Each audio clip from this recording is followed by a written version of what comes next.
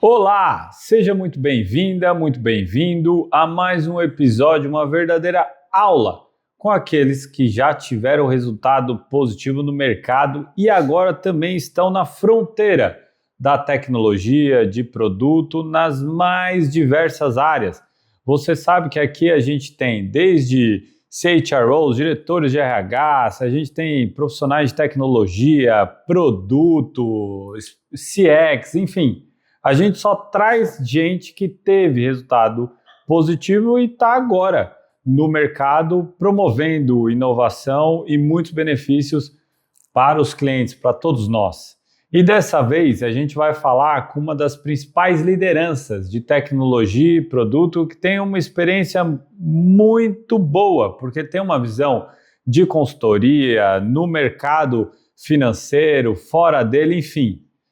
É o Bruno. Bruno, obrigado pela tua presença. Prazer todo meu, Vitor. Eu trouxe alguns highlights aí da sua experiência, mas nada melhor do que você mesmo se apresentar, porque de fato você tem uma experiência muito rara no mercado. Conta aí, quem é o Bruno? Legal. Eu tenho 25 anos de experiência, um pouquinho mais, né? Mas a gente deixa para depois. Liderando times de tecnologia, produto, fazendo esses times conversarem e entregarem mais do que software, né? Entregar solução e resultado de negócio. Então, o que eu posso dizer é que, na minha experiência, nos últimos 15 anos foram concentrados ali no mercado financeiro, tá? Com foco em proporcionar soluções aderentes às dores dos clientes. E aí eu posso destacar passagens de grandes empresas ali. Foi Itaú, a Sinqia, que recentemente foi comprado pela Evertec, e atualmente na Axis Stage. Tá? Então, eu digo, um grande resumão aqui seria isso. É importante você destacar isso, porque você teve uma visão, como consultoria também, do mercado como um todo, e aí depois foi para linha de frente. E nessa linha de frente, que envolvendo tecnologia, mesmo no mercado financeiro, eu vejo uma diferença gritante, dois tipos de profissionais.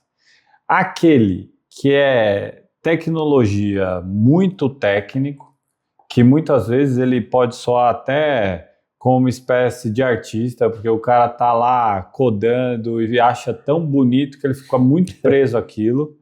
E um tipo de profissional que consegue entender do ponto de vista financeiro, de receita, de rentabilidade, aquilo que está sendo entregue. Muitas vezes eu não preciso de algo muito mirabolante para gerar uma receita.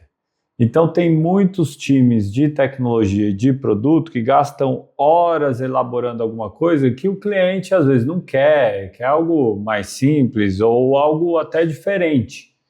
O que você entende dessa mudança, né, de tecnologia como suporte, onde o cara era demandado e o cara ia lá e programava ou implementava uma solução, que é um cenário mais simples do ponto de vista, o cara pegou uma meta, ele vai concentrar naquilo e está entregue. Para um profissional de tecnologia e produto, que ele está desenvolvendo soluções que rentabilizam. Então, são perfis muito diferentes de liderança. Muito boa pergunta, Vitor. Eu acho que isso casa com os momentos que nós tivemos na evolução da tecnologia com o produto, tá? Em torno dos anos 2000, 2010, tecnologia era custo. Então, a vitória desses departamentos era corte, economizar, era gastar menos. A partir desse momento, a tecnologia começou a se posicionar mais estrategicamente e buscou ganhos, receitas. Então, nessa virada, as entregas não bastavam ser entregues por si só. Elas tinham que impactar o cliente, tinham que gerar valor. Então, nessa transição, obrigou esses times a sair da caverna, sair do porão, tem várias expressões. E muitos deles não gostam de fazer isso, mas é super necessário. Então, trazer o cliente para perto, seja um cliente interno, seja um cliente externo, tanto no B2B como no B2C, é fundamental para você aproximar uma dor real e você checar se aquela entrega, que muitas vezes foi bem sucedida, ela gerou o valor e a conexão para a empresa que está em questão. Tá? Então, acho que isso aconteceu demais nesse período e agora mais do que nunca. E a gente vê também até uma adaptação de alguns profissionais. Então, se você pegar 20 anos atrás, o CIO era esse departamento de compra qualificado. Ele cotava 3, 4 soluções, rodava a licitação privada da empresa lá, escolhia uma, ajudava a integrar. Era uma época que ele era suporte. Nessa linha de ser quase que um para ali do CFO, para, putz, se tudo der certo, a gente vai economizar com tantas pessoas, com tanto de tempo de processo. Era uma linha do corta e com corte eu vou aumentar a margem. Né? E assim, isso perdurou por muito tempo. Até o CFO era quem naturalmente assumia também a posição de CEO com essa visão. Então, às vezes ele assumia a posição de CEO, aí entregava assim um EBITDA muito melhor, mas com essa questão, ó, tem 5 fábricas, eu encerro uma, viu como eu aumentei? Exato. Não é necessariamente ele estava trazendo cliente novo, soluções novas, não, era essa a visão. Para um perfil muito semelhante ao teu, que é uma visão de tecnologia e produto, de criar essas novas linhas de receita, né? E aí que eu vejo que tem profissional ainda com a mentalidade do eu sou só o técnico operacional, e você tem uma visão que não existe mais área de negócio. Todas as áreas são de negócio, inclusive a de tecnologia. Onde você acha que está o maior gargalo para os profissionais para entender essa nova dinâmica? Boa. O soft skill, ele passa a fazer muita diferença nessa transição. Né? Hoje, antes onde era tudo muito divididinho, tudo muito separado, agora está sendo tudo misturado, tudo potencializado. Então, com várias facilidades de automação, inteligência artificial e etc., as pessoas têm uma facilidade de construir suas próprias soluções. Então, se ela não tiver a abertura para adaptabilidade, uma escuta ativa, um espírito de colaboração nesse contexto, ela não vai conseguir participar desse game. Porque é antes o que ele pedia para receber como um documento pronto, ele vai ter que ir atrás, ele vai ter que checar com as próprias mãos. Então, eu aposto, Vitor, que a transição é muito na parte do como as pessoas fazem as coisas, entendeu? Não só o que. Então, o soft skill ali, a habilidade de comunicação, a habilidade de trabalhar em equipe, isso tudo ganhou protagonismo nos dias de hoje.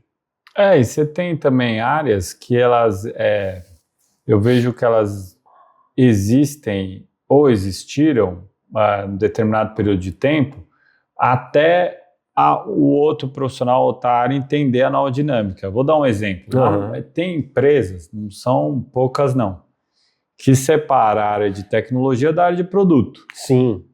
Muito para que essa área de produto consiga traduzir para o cara de tech a linguagem do business.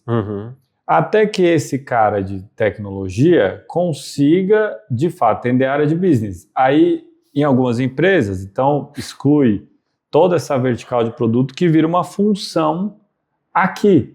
Porque aí ele já entendeu que tem que precisa ter essa visão. Tanto é que nas empresas que têm uma vertical estruturada inteira de produto, geralmente o perfil desse profissional, que não existe nem formação para isso, era geralmente alguém que vinha da área de marketing.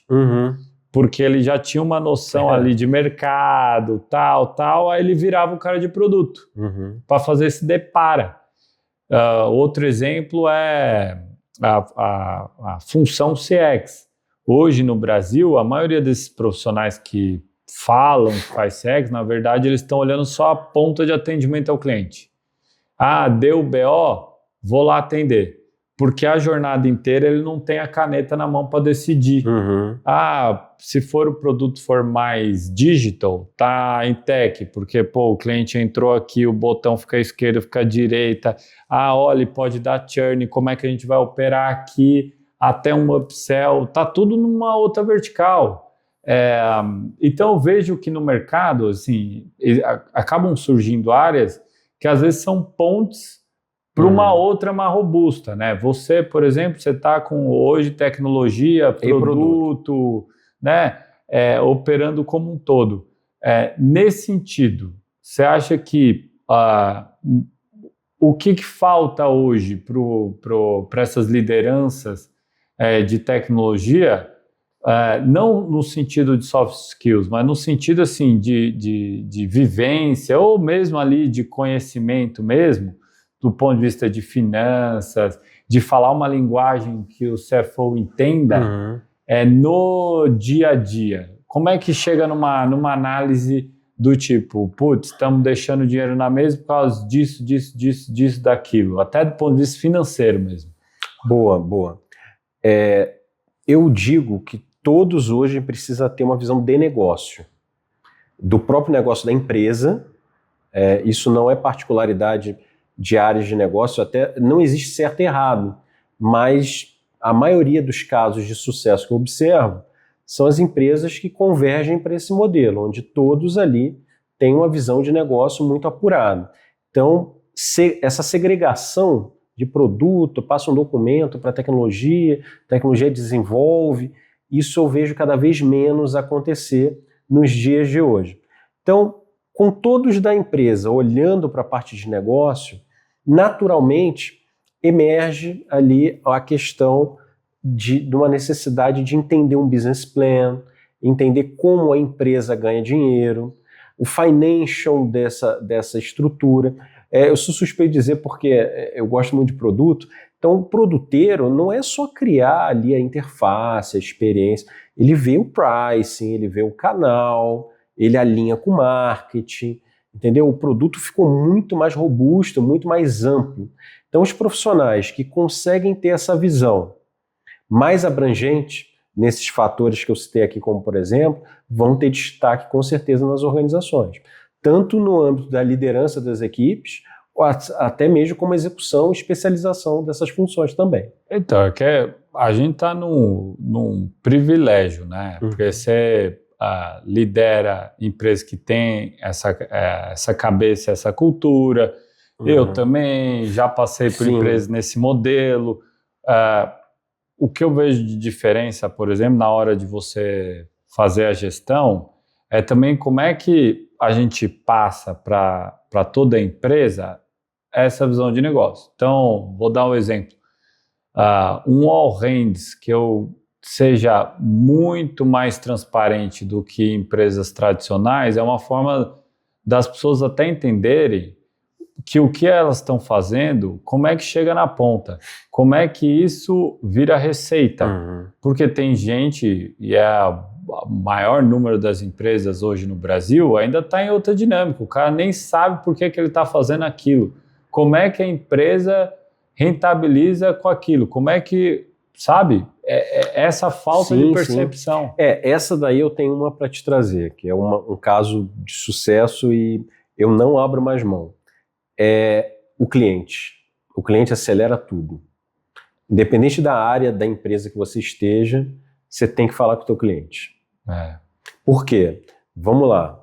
O cara que é do back-office, ele fica lá atrás. Ele teria que receber um monte de relatório, falar com o CX, falar com o CS para saber como é que... 2 reuniões com o cliente, eu te garanto que ele já tem uma apuração muito mais direta e resumida do foco que ele vai ter que buscar para tratar aquela questão. Tecnologia e desenvolvimento. Muitos não gostam, às vezes, de abordar cliente, participar. Quando você envolve o time, engaja o time junto com o cliente, bota ele para apresentar um produto, receber crítica, a questão muda da água para o vinho. Por quê? Porque ele traz ali... Porque no final das contas, parece clichê, mas não é. O cliente é o chefe de todo mundo. Entendeu? O CEO. Eu falo assim, o CEO não tem... Cara, o CEO tem 2.000 clientes. Entendeu? Entendeu? Tem um número de clientes. Ele pode ser demitido a qualquer momento pelo cliente.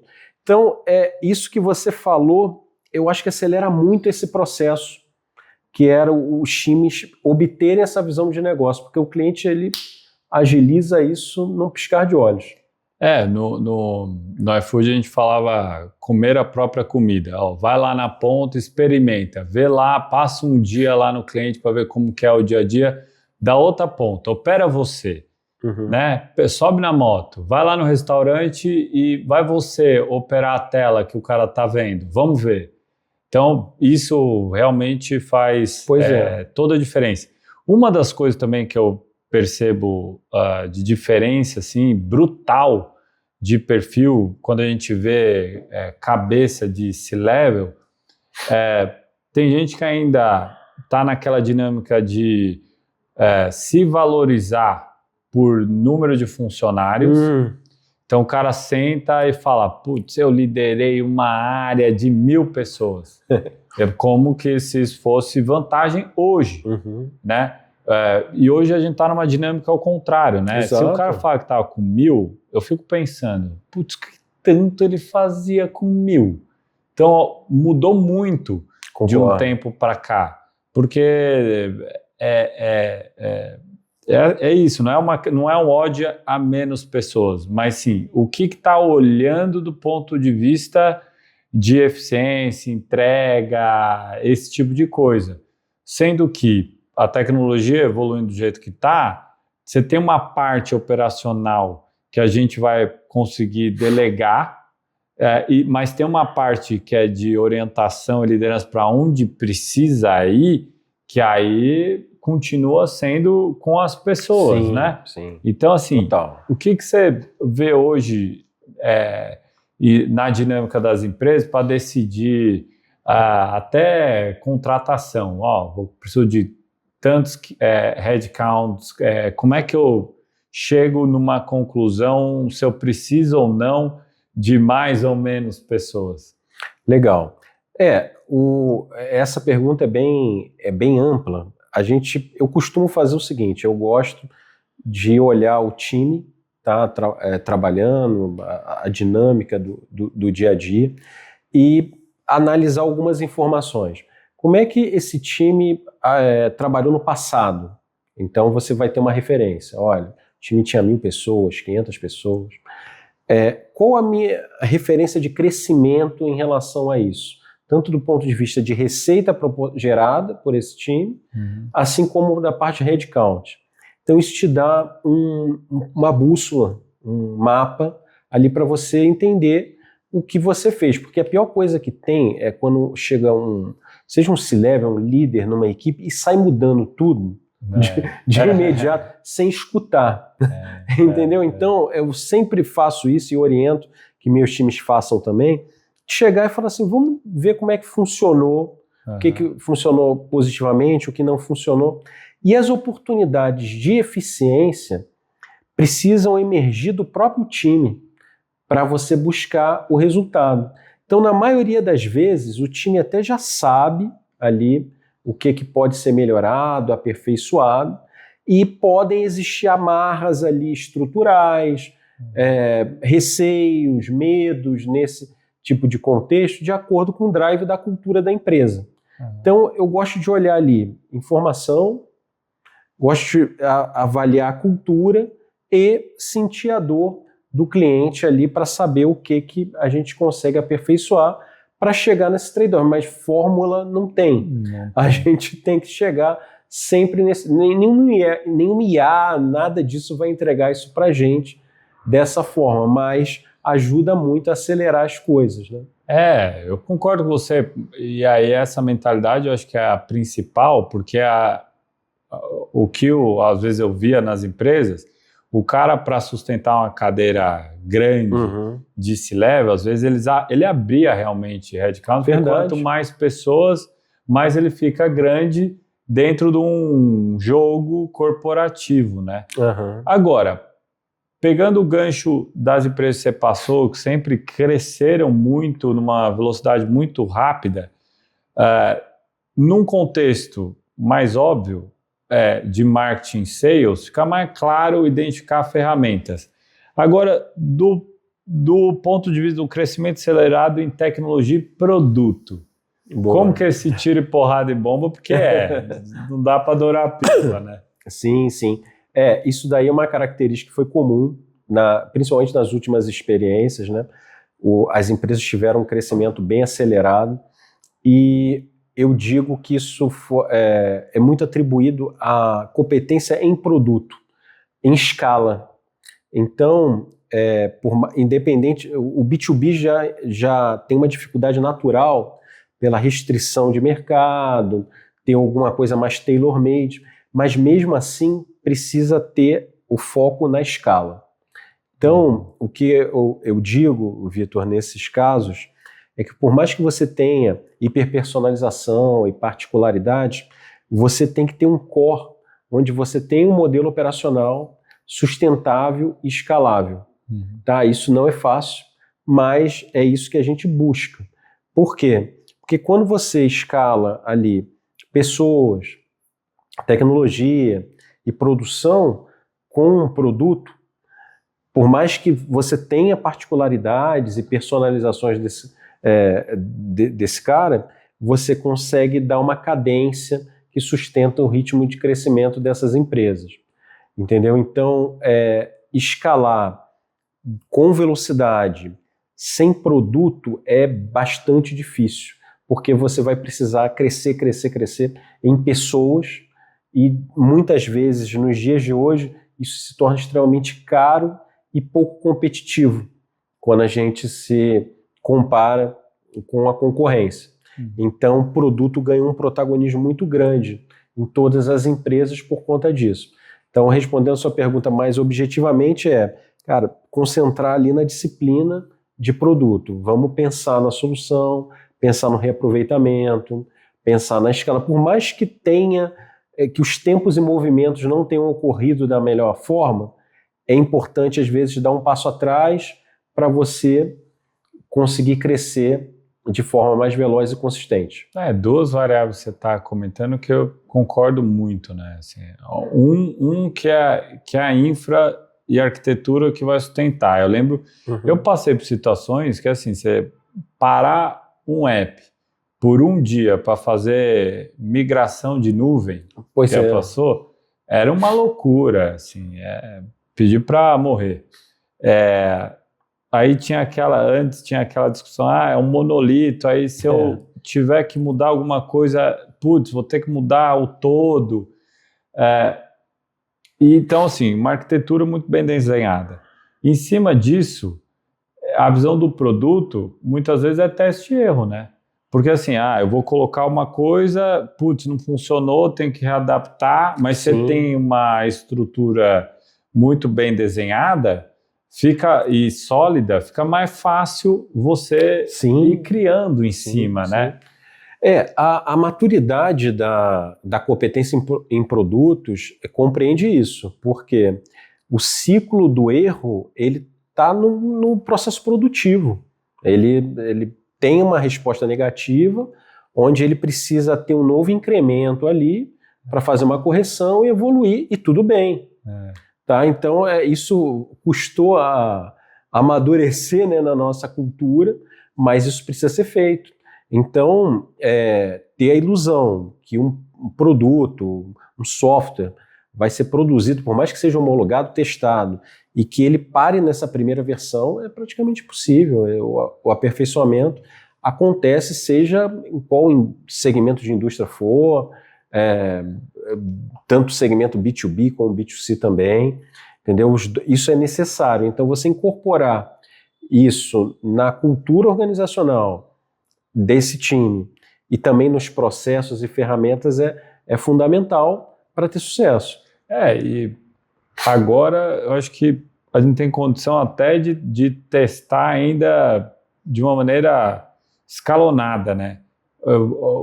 Recentemente, o Fabrício Bloise, que era o CEO do iFood, agora está como o CEO da Prozos, ele até está deixando o relato dele em real time. Faz tempo que ele não programa, ele falou, voltei a programar usando Vibe Coding. Aí ele criou uma solução que basicamente a plataforma readapta o produto de acordo com o comentário dos usuários. Caramba, então, o usuário comenta, ele já muda a feature e testa. Funcionou? Beleza. Próximo. O usuário reclamou de outra, aí ele já muda. E ele fica num ciclo infinito de atualizações e testes a partir dos comentários dos usuários. Então, que loucura. Antes eu tinha que, eu vou lá fazer a pesquisa, vou lá, enfim, entender melhor isso aí. E hoje você tem situações, e vão ser situações, obviamente, que não é para todo mundo, para toda empresa, etc e tal, que a gente vai chegar mais ou menos em algo assim. Sim. E aí voltamos para aquele papo de liderar pessoas, que nem todo mundo está preparado para uma dinâmica dessa, em que a meta do fulano de tal era X e depois de um tempo, 3 meses, 1 mês, mudou. E o cara fala, o cara vai ficar confortável com isso. Porque muita gente não fica. E é difícil, né? Não, isso é... E cada camada tem sua responsabilidade, né? Então, o C-Level, ele vai ter que aculturar a organização, seja conselho, investidores, dessa maneira.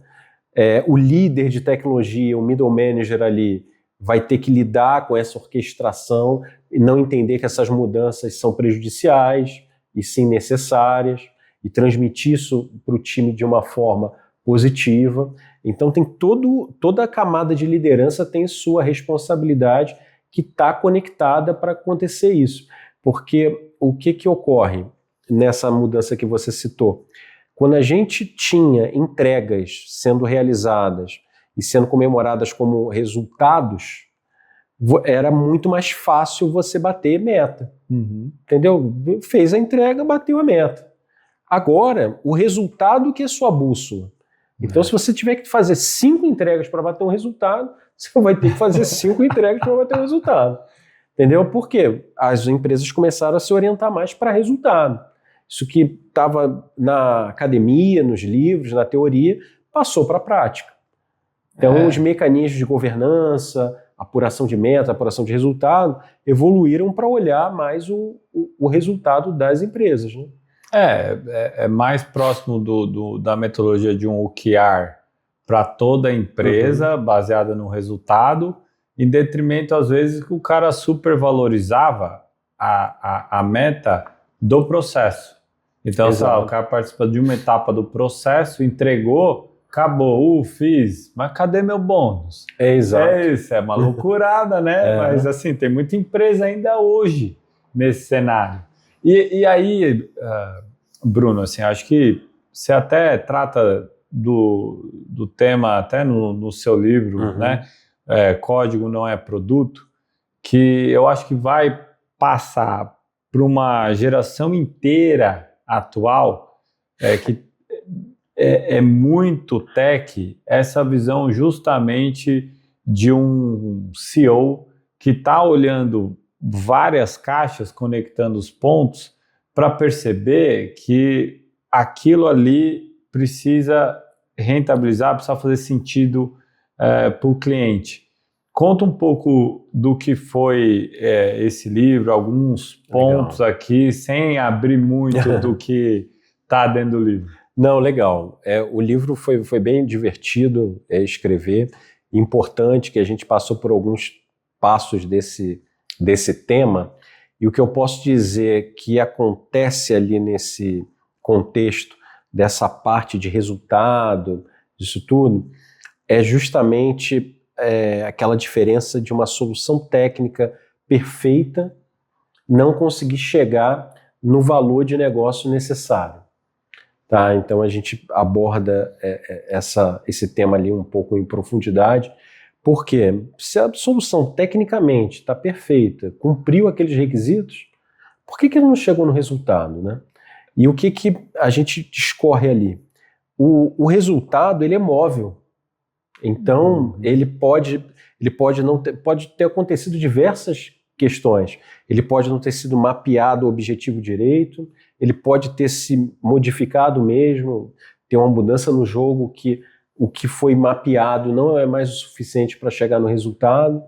Então, a flexibilidade, a agilidade, a adaptabilidade desses times é fundamental. Por isso que empresas mais coesas, com unidades ali mais compactas, estão obtendo muito sucesso nessas trajetórias, porque essa análise e execução é encurtada e fica mais fácil para você prover resultado. E é uma visão muito também de finanças, né? Resultado passado não significa resultado futuro. Sim. Às vezes você tem uma solução que deu muito certo no período de tempo, só que não está dando mais resultado. E às vezes a empresa fica revisitando lá o processo para tentar forçar a barra e na prática às vezes o produto se findou. Tem que criar outro, né?